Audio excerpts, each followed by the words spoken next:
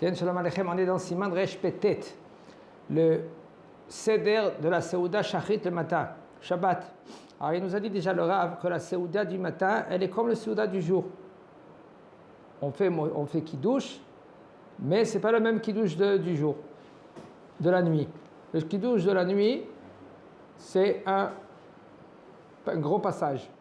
Le Kiddush du matin, ça suffit de dire Baruch atah Hashem Elokeinu melech haolam borei pri hagefen. Maintenant, tous les passages qu'il y a avant, tout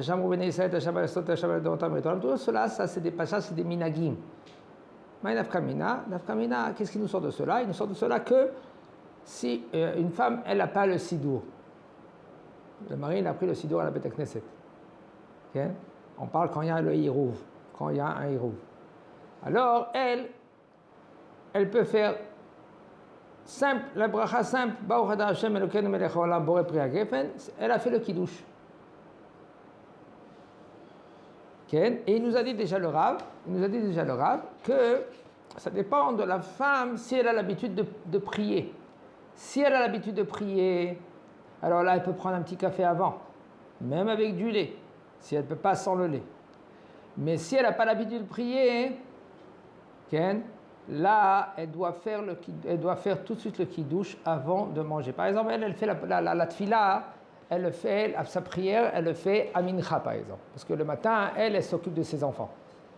Alors, la tfila de mincha, comment ça doit être? Le kiddush, elle est obligée de faire le kiddush avant qu'elle va manger quelque chose. Et pour se rendre du kiddush, il faut savoir que il faut prendre des mésonotes pour se rendre du kiddush. Si tu n'as pas pris des mésonotes ou tu as un verre de vin ou un jus de raisin, on parle de jus de raisin d'aujourd'hui, c'est souvent dans les magasins. Okay? On parle de jus de raisin, pas le jus de raisin comme le jus de Sprite ou Coca-Cola. Ça, c'est pas du vrai raisin. On parle du vrai raisin, ça se vend aujourd'hui pour le kiddush ou l'Havdalah. Il faut qu'il y ait dans ce jus de raisin un minimum de 51% de raisin, ou c'est du vin. Ok. Maintenant, moutar la tête ouga opérot les katan beshabbat. Maintenant, il nous parle de Rav au niveau de l'enfant. C'est moutar de donner un gâteau ou des fruits à un enfant juste avant la tfila de shachrit, avant le kiddush. Plus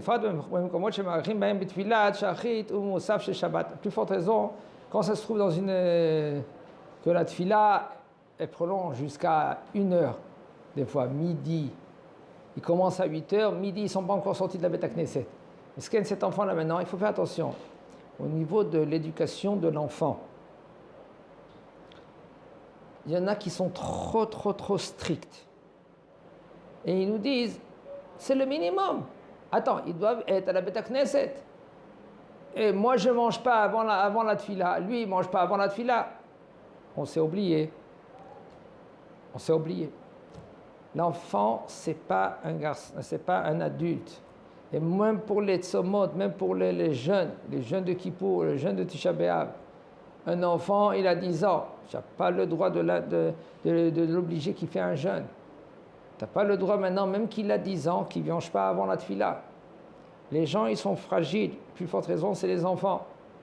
L'enfant, tu lui donnes un petit sachet que lui qui prend la Beit Knesset, il peut manger en dehors de la Beit Knesset. Il mange un peu et il rentre. Mon fils, t'as soif, t'as faim, sors dehors de la Beit Knesset. C'est pas bien conseillé. Quand il a 6 ans, 5 ans, ça va. Quand il vient pour 10 minutes, un quart d'heure à la Beit Knesset et encore cela, tout cela, c'est à gérer. On ne va pas emmener un enfant, on voit tout cela. Un enfant à la Beit Knesset, que lui, qu'il a 5-6 ans avec le papa, il s'assoit pendant 2h30 de tfila. Même pendant 1 heure, l'enfant, il ne pourra pas se tenir. Et même s'il va tenir, il va empêcher les autres à prier. Les gens, ils viennent prier, ils ne viennent pas à babysitter. Ils ne viennent pas faire des babysitters, les gens, ils viennent prier à la tfila. Monsieur ou madame, tu veux l'enfant que lui qui s'éduque à venir à la tfila, chazak baour, eh bien, il y a des comment s'organiser. Comment le gars, il a 12 ans. En général, oui, mais ça dépend en fonction de l'enfant. Si l'enfant, lui, il ne peut pas tenir plus qu'une heure, tu ne vas pas maintenant l'obliger, non, tu restes pendant 2 heures à la Beit Knesset, tu ne vas pas bouger. Alors c'est mieux qu'il vienne 1 heure à la Tfila et qu'il fait 1 heure bien et il rentre à la maison. Cholé chez Alpit Sivouy Arofim. Mais entre parenthèses, je vous dis, tout cela, il faut gérer, c'est bien et conseillé de parler avec un rab comment gérer cela. 1, 2, il faut habituer que l'enfant, il ne va pas traîner dans la rue. Parce que dans sa tête, Shabbat, c'est quoi Shabbat? Je traîne. Je vais à la Beit Knesset, entre la Beit Knesset et la maison, je traîne.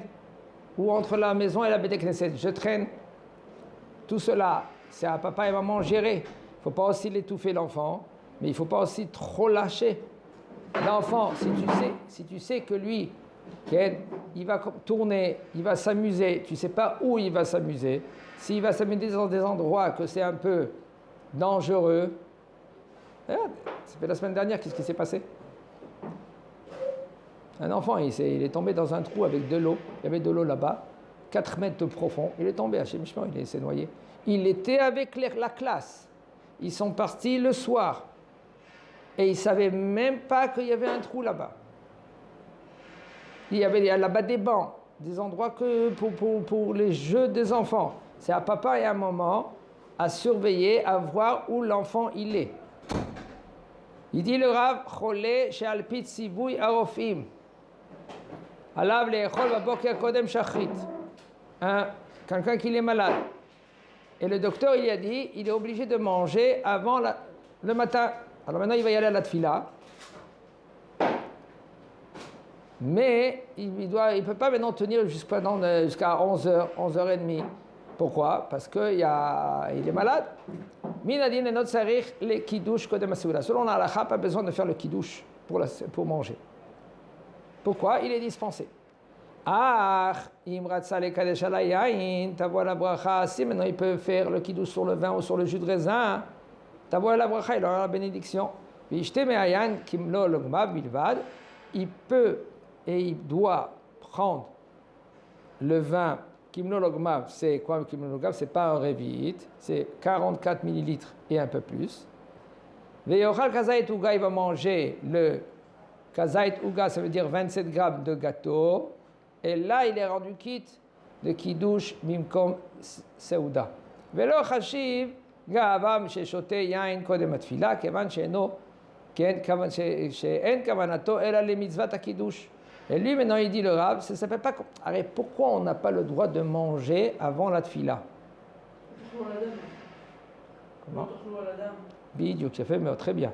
On n'a pas le droit de manger avant qu'on fait la tfila. Parce qu'en premier, on fait un sacrifice à Kadosh Baruch Hu, c'est la tfila. Et après, on mange. Mais là, si tu as mangé avant, soi-disant que tu fais un sacrifice pour toi-même. C'est une gava, c'est l'orgueil. Alors qu'est-ce qu'il faut faire avant? Il faut faire le kiddush. Mais non, si lui, il ne peut pas faire le kiddush, il peut manger. Et il y a aucun problème. Et ça, ce n'est pas considéré comme lui, il a la gava, la fierté. Okay? Pourquoi? Parce que toute sa kavana, c'est de faire le kiddush. Mais il ne peut pas faire le kiddush. Mais de toute façon, si un homme, quand même, il a décidé de faire le kiddush, malgré tout cela, qu'il est fatigué, il veut manger après, y aller à la tfila, il fait un kiddush, d'accord? Quand est-ce qu'il a fait le kiddush? Avant la tfila. Maintenant, il va à la Beit Knesset et il fait toute sa tfila. Après tfilat Moussaf, là, il est obligé de refaire le kiddush. Ah, mais est-ce que maintenant, à l'époque du Tamigdash, ça serait qu'on faisait un korban? Maintenant, à Yerushalayim, au Tamigdash, on faisait le korban. Maintenant, moi, j'habite à Ashdod, aucun rapport. Je ne fais pas de korban moi tout seul. Comment je dois savoir quand je le signale pour manger mon empreinte poker? Comment je sais, quand je peux manger? Quand il y aura le Beit HaMikdash, on va nous expliquer. Pour l'instant, on est obligé de tfila. De toute façon, c'était pas à cause des korbanot maintenant. C'était keneged la korbanot, mais pas, c'est comme une korban. C'est kmo, c'est l'eau. Si maintenant tu n'es pas parti à Jérusalem, tu ne peux pas faire la tefila, peut-être que tu vas faire la tefila. C'est keneged à korbanot. Ah ben maintenant, keneged la tefila de shachar, keneged korban à tamid. Mais kviat mincha, keneged korban à tamid chez Ben On Arbaim. va instaurer les tefilot après les korbanot, d'accord? Les korbanot. En même temps. Parce que c'est vrai. Le mec habitait à Ashdod, il faisait la tefila, il faisait pas le korban. Il faisait la tefila. Ah ouais? Sauf maintenant. C'est keneged à korbanot. Maintenant, sauf maintenant les tefilot. Excusez-moi, les korbanot que le bonhomme il doit emmener. S'il a fait un korban khatat, il doit emmener un korban khatat, etc. Ken? Mais il ne faut pas. Non, tout le monde faisait la tefilot avant. Tout le monde faisait la tefila. Aval, c'était keneged à korban.